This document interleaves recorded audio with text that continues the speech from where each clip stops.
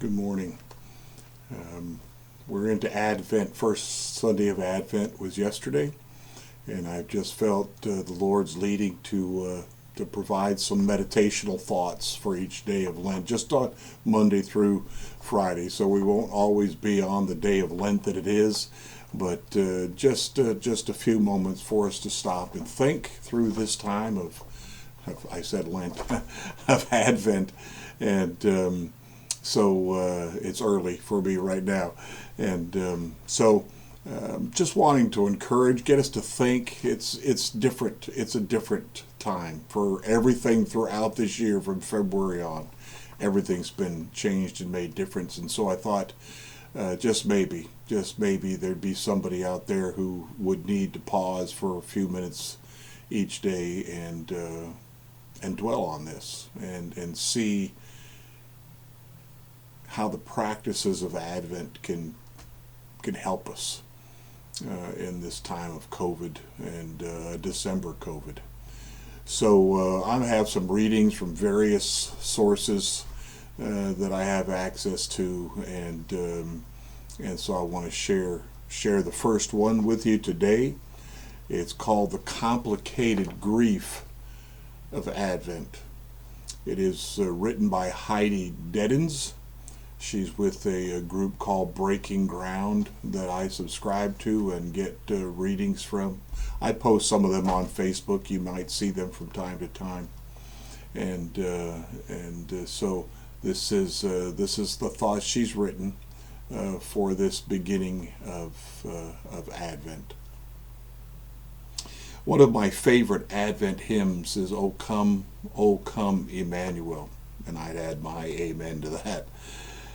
Though for much of my life I must admit that love stemmed more from the haunting beauty of the melody than the rich meaning of its lyrics. This year, though, the words feel particularly apt. The first verse of the hymn begins, O come, Immanuel, and ransom captive Israel, that mourns in lonely exile here until the Son of God appear."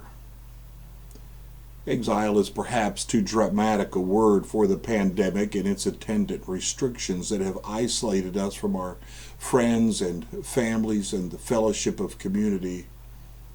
But I suspect we've all felt loneliness at various points this year and mourned those lost to the virus, as well as what the virus has revealed about our society. The hymn later cries out to God, "Disperse the gloomy clouds of night and death's dark shadows put to flight." Chelsea Langston Bombino and her husband Joshua know something of death's dark shadows, having lost their infant son in 2018, just as the season of Advent was beginning. The season of the dying of the light, coupled with hopeful anticipation of its return, Chelsea writes. We too were waiting for our baby to come, yet we knew he would not. We read and wept and prayed. When the lockdown began in March, still mourning Samuel and with another baby to care for, Joshua wrote, "Chelsea and I are about to get very intimate with complicated grief. What are the rhythms to sustain me?" Advent, a season of waiting and praying for Christ's return. Often Christians embrace the rhythms of the liturgical seasons as opportunities to emphasize different aspects of the Christian faith and tradition, aspects that might be otherwise overlooked. Yet this whole year has felt like a season of waiting. Plans put on hold or canceled altogether, uncertainty about what the next government announcement might portend, the distance between us and our loved ones seemingly dilated with the knowledge that we can't simply get on a plane to visit them.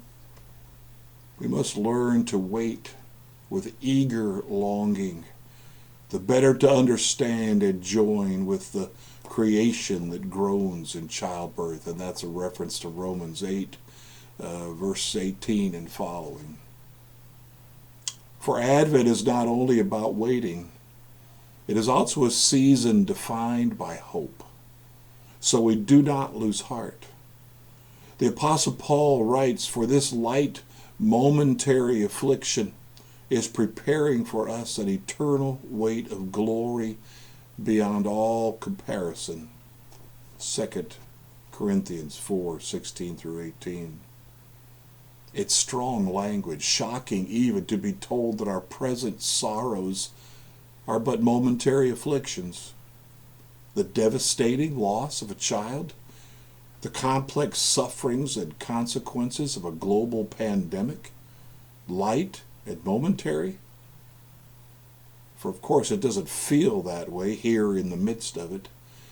It feels like grief. Sometimes it may even feel like a kind of exile.